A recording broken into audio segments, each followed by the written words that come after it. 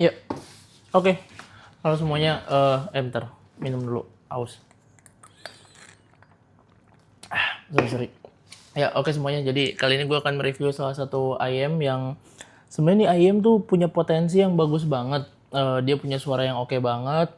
Cuman sayangnya entah kenapa di Indonesia tuh kok kayaknya kurang mendapatkan perhatian khusus gitu. Padahal suaranya nanti ya akan gue bahas lah ya di video ini. Jadi gue akan review salah satu IM yang harganya kurang lebih sekitar 3 jutaan, 3,1 atau 3,2 gitu gue lupa, yaitu Kiwi Ears Quintet. Ini sebenarnya nggak baru-baru amat ya, sebenarnya ini kurang lebih di akhir tahun 2023 kalau gue nggak salah. Ini sorry kotaknya agak kotor ya. Jadi langsung aja tanpa berlama-lama lagi langsung kita review ya. Jadi dia ini kotaknya kayak gini.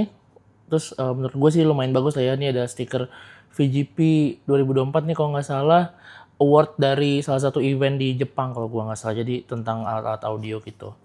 Nah terus habis itu di sebelahnya ada tulisannya KWS Quintet, di belakangnya juga. Terus habis itu sama ada alamat ini ya, manufacturernya. Dan di sebelah kanan sini dia ada spesifikasi teknisnya. Jadi dia ini konfigurasinya itu adalah satu dynamic driver, satu Piesto ya, PZT lah, gue bilang PZT aja, gue takut salah sebut nama drivernya, 2 BA sama satu planar driver gitu.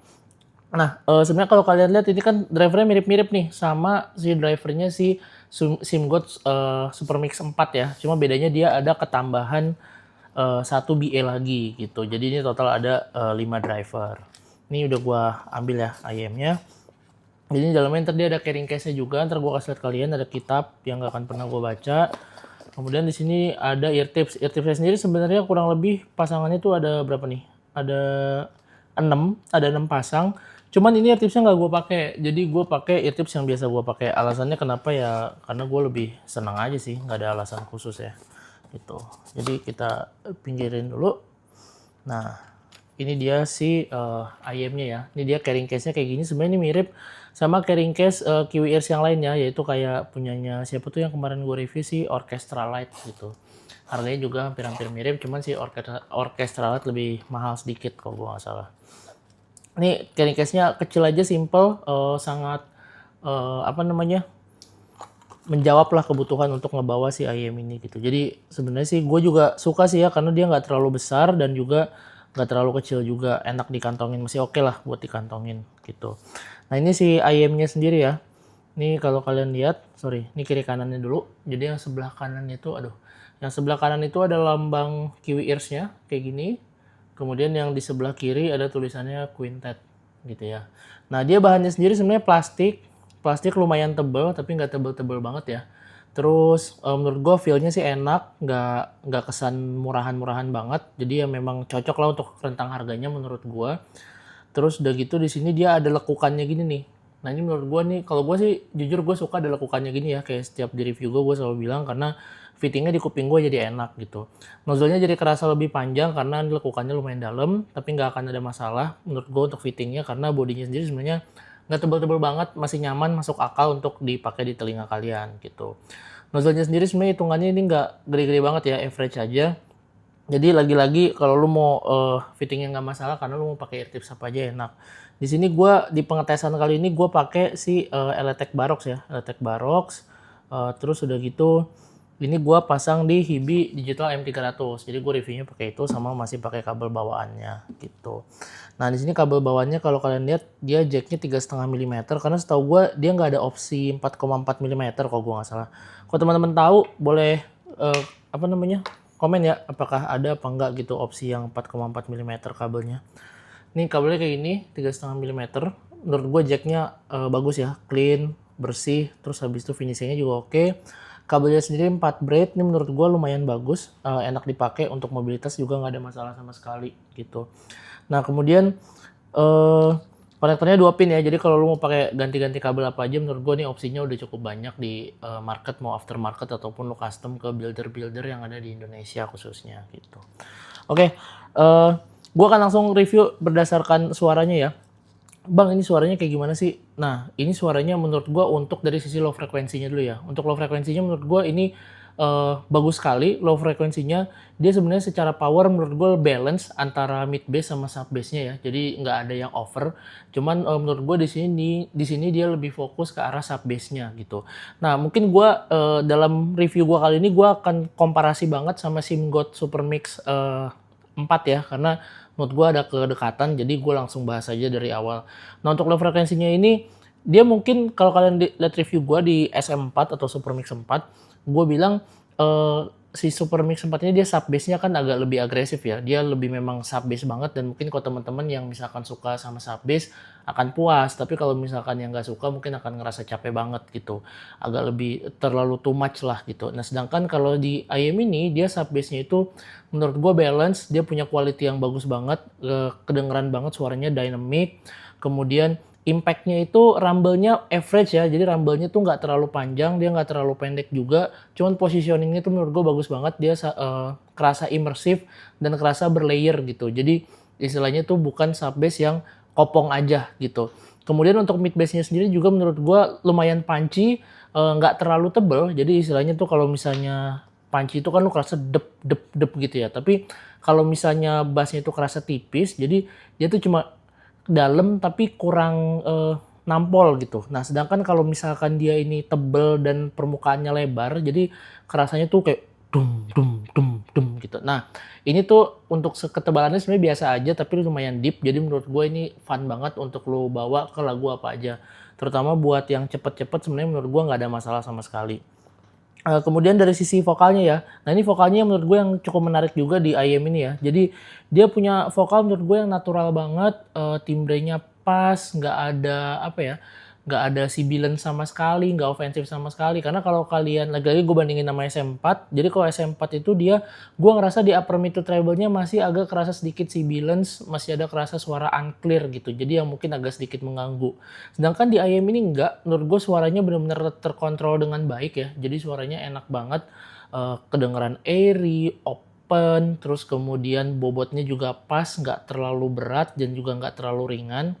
Agak sedikit apa namanya, untuk upper mid-nya agak sedikit lebih agresif, tapi agresifnya ini beda ya sama SM4, dia benar-benar terkontrol. Jadi lu kalau ngedengerin lagu dengan vokal wanita tuh benar-benar apa ya, soul-nya tuh dapat banget gitu. Jadi ini yang gue suka dari IM ini, ya memang secara harga dia kurang lebih bisa 600 atau 700 ribuan gitu kalau nggak salah, lebih mahal dari SM4. Tapi again untuk mid-nya gue lebih prefer ini karena lebih terkontrol dan tanpa ada suara unclear-nya gitu.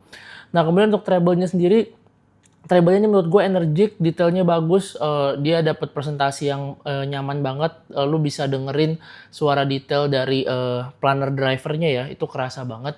Cuman problemnya adalah kalau misalnya gimana ya, ini sebenarnya mungkin kalau beberapa orang yang biasa dengerin planar atau misalkan IM lain mungkin nggak akan kerasa terganggu atau ngerasa wah ini bagus banget gitu. Tapi gue udah dengerin beberapa IM terutama yang pakai apa PZT driver itu tadi ya, atau si piezo tadi, itu piezo drivernya ini gue ngerasa agak sedikit apa ya kita bilangnya ya. Ini kalau koreksi kalau gue salah ya. Jadi gue pakai term kata-katanya itu adalah dia suara nging itu berasa, jadi kayak suara dentingan besi, suara apa ya, istilahnya jadi kesannya tuh jadi unnatural gitu. Jadi terutama di bagian treble ya gitu. Jadi memang kalau misalnya teman-teman yang suka suara dentingan simbal dan segala macam, lu akan ngerasa wah ini suaranya mantap banget nih, suaranya refining banget nih, kedengeran dengan baik. Tapi kalau misalkan lu udah cukup sering denger banyak IM khususnya dengan Piezo atau Piezo atau misalkan dengan driver lain ya gitu.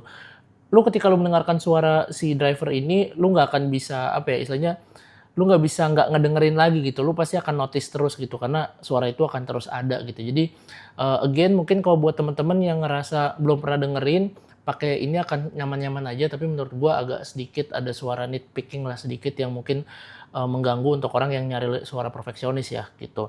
Tapi again kalau lu bandingin sama SM4, menurut gue di SM4 itu jauh lebih berasa si kesan si suara ini tadi ya, daripada di sisi si Kiwi Ears ini. Jadi si Kiwi Ears Quintet ini again lagi-lagi tuningan yang lebih baik, tuningan yang lebih sopan, yang lebih terkontrol, dan suara unnatural timbrenya tadi jauh lebih baik di si Quintet ini ketimbang di siapa tadi si SM4 gitu.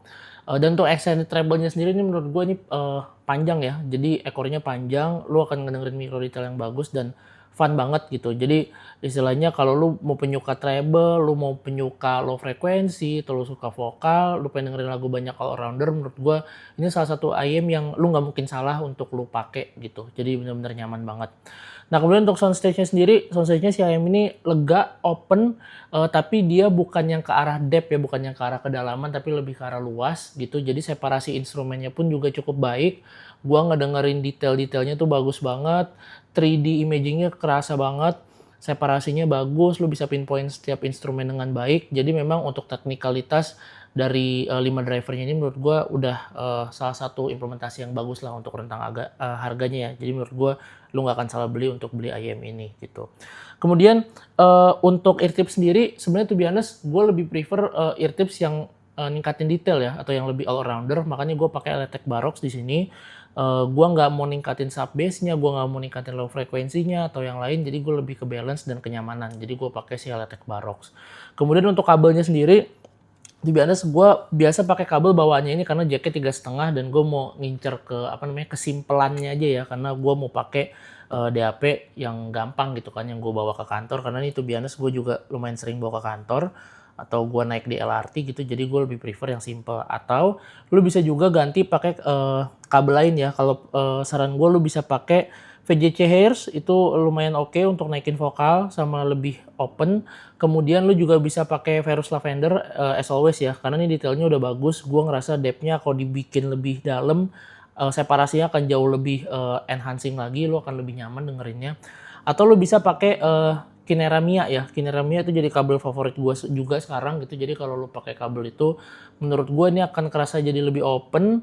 Kemudian mid bass-nya agak kerasa lebih apa namanya lebih punchy ya sedikit ya. Tapi yang paling menarik itu adalah clarity-nya jadi naik. Jadi menurut gue ini akan cocok banget juga pakai kabel itu gitu.